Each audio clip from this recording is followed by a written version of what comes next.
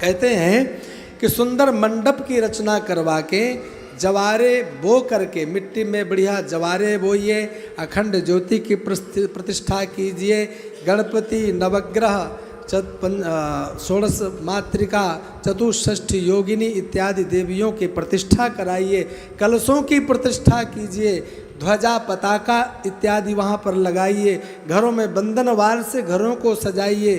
भगवती के निमित्त कन्याओं को भी एक बार प्रारंभ में ही पूजन करना आवश्यक होता है। पश्चात ब्राह्मणों को बुलाकर 9, 5 अथवा 3 या एक ही ब्राह्मण बुला करके चंडी का पाठ कराना चाहिए। चंडी में एक ब्राह्मण नवचंडी, 2 ब्राह्मण 21 पाठ, 3 ब्राह्मण से 27 पाठ और 5 ब्राह्मणों को बैठा करके अधिकाधिक भगवती के पाठ कराना चाहिए। सबसे पहले जो उपासक हो उसको उपवास रखना चाहिए। उस दिन निर्जला, निराहार अथवा फलाहार इत्यादि करके रहना चाहिए। 2 विधियां होती हैं, एक भुक्त व्रत और अथवा नक्त व्रत। एक भुक्त व्रत का मतलब होता है एक समय भोजन करके व्रत रहना चाहिए कि मैं पूरे 9 दिन केवल जल पी करके रहूँगा या रहूँगी, या केवल दूध पी करके रहूँगा या रहूँगी, या केवल छाछ पी करके रहूँगी, या केवल दही ले करके रहूँगा या रहूँगी। एक चीज़ पर ही हम निष्ठा अपनी कर लें कि हम भगवती को प्रसन्न करने के लिए इस हठ मार्ग को अपने जीवन में धारण करेंगे। ये समझिए जितने भी ये व्रत उपवास अनुष्ठान होते हैं ना, जिसमें शरीर को कष्ट दिया जाता है, ये भगवान या भगवती को प्रसन्न करने का हठ मार्ग होता है। एक होता है जिसमें हम भगवान के दिव्य दिव्य कथाओं को सुनकर मुग्ध हों, कभी रोएं, कभी हंसें, ऐसे रसिक बन जाएं कि हमें कोई कहीं जाने की आवश्यकता नहीं है, अथवा अपने शरीर से तीर्थाटन करते हुए, पद यात्रा करते, परिक्रमा लगाते, पंचाग्नि के बीच में तपते हुए, सर्दियों में खुले शरीर, खुले आकाश में बिना कुछ पहने बैठ करके, नदी में छाती केवल जल में खड़े होकर सर्दियों के महीने में ऐसा जो कठिन व्रत किया जाता है उसे हठ मार्ग बोला जाता है।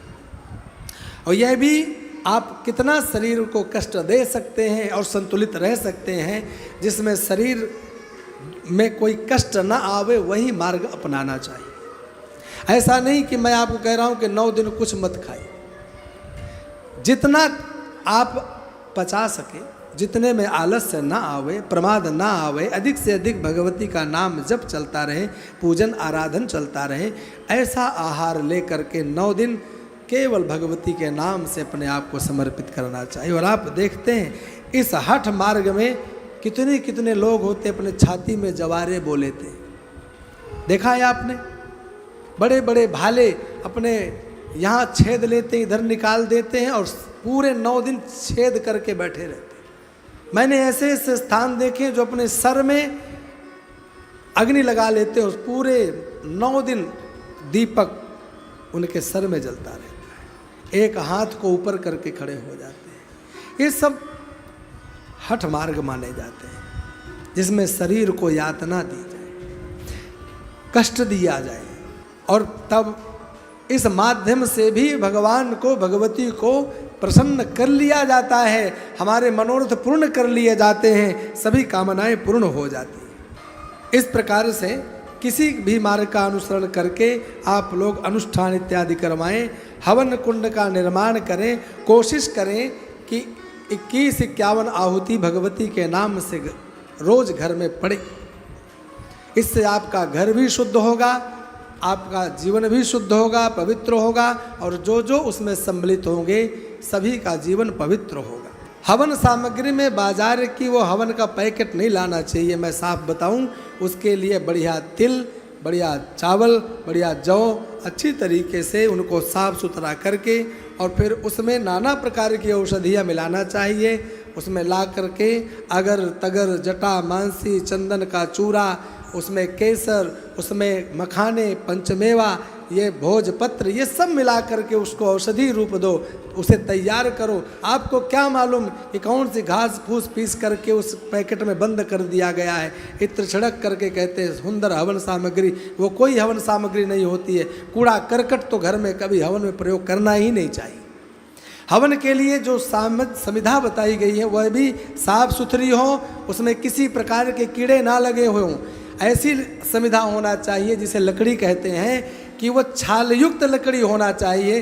जिस लकड़ी का छाल उतार दिया जाता है, चिकनी कर दिया जाता है, उसको कभी भी हवन में प्रयोग नहीं करना चाहिए। कंडे हो, संविधा हो, वो कीड़े मकोड़े से रहित हो, साफ सुथरी हो और बढ़िया अग्नि को पहले जलाएं, बाद में लकड़ी रखें। बहुत से मूर्खों को यही पता नहीं है, पहले कहते हैं समिधा लगा देते हैं चारों तरफ और फिर बीच में कपूर और दीपक लगा के अग्नि लगाते हैं। पहले समिधा लगा करके फिर जो अग्नि लगाई जाती है उसे चिताग्नि कहा जाता है, उसे चिता बोला जाता है। चिता को पहले तैयार कर दो, फिर उस पर लाश को रख दो, शव को रख दो, फिर अग्नि लगाओ। नहीं, पहले भूमि का पूजन करो, फिर उसमें अग्नि को प्रज्वलित करो, फिर अग्नि का पूजन करो, फिर उसके बाद समिधा को लगाओ, कंडा लगाओ, अग्नि में घी डालो, फिर उसके बाद में हवन की सामग्री डालना चाहिए। मंत्र है तो बहुत बढ़िया, नहीं तो भगवती का बीज मंत्र कोई भी, जो मैंने अभी थोड़ी देर पहले बोला कि ऐम क्लीम या ओम ऐं ह्रीं क्लीं चामुंडायै विच्चे इत्यादि निवारण मंत्रों को ही प्रयोग करके सभी लोग जो अपने आप को सही मानते हो कि मैं शुद्ध हूँ, पवित्र अवस्था में भगवती के नाम से 21-51 आहुति घर में हर सनातनी को देना ही चाहिए। उससे उसका जीवन, उसका घर, उसका व्यापार सब कुछ पवित्र होता है। और फिर विधिवत 9 दिन इस प्रकार का कार्य करते हुए, अनुष्ठान कर्म करते हुए, पूजन आरती करते हुए और 9 दिन लगातार एक एक दिन कन्या का एक एक का भोजन कराना चाहिए। यही नियम होता है। हमारे शास्त्रीय नियम थे कि प्रतिदिन एक नवरात्रि में पहली कन्या का भोजन कराइए, दूसरी नवरात्रि में 2 कन्याओं कराइए, तीसरी नवरात्रि में 3 कन्याओं का भोजन कराइए, अथवा प्रत्येक नवरात्रि में एक एक कन्या का भोजन कराना चाहिए। कन्याओं के भी स्वरूप इस श्रीमद्देवी भागवत में वर्णित हैं, प्रमाण है कन्या किसे कहा जाता है। तो बताएं, 2 वर्ष की कन्या को कुमारी कहा जाता है शास्त्रीय विधि के अनुसार, 2 वर्ष की कन्या को कुमारी, 3 वर्ष की कन्या को त्रिमूर्ति, 4 वर्ष की कन्या को कल्याणी, 5 वर्ष की कन्या को रोहिणी, 6 वर्ष की कन्या को कालिका, 7 वर्ष की कन्या को चंडिका, 8 वर्ष की कन्या को शांभवी, 9 वर्ष की कन्या को दुर्गा और 10 वर्ष की कन्या को सुभद्रा नाम से जाना जाता है। इस प्रकार 10वीं तिथि पर्यंत कन्याओं का भोजन कराएं। और अगर आप रोज नहीं करा पा रहे हैं तो 10वीं तिथि में हवन पूर्णाहुति करते हुए कन्याओं का भोजन कराना चाहिए। कुमारी प्रथम कन्या, कुमारी नाम की कन्या का पूजन करने से घर का दुख दरिद्रता दूर होती है।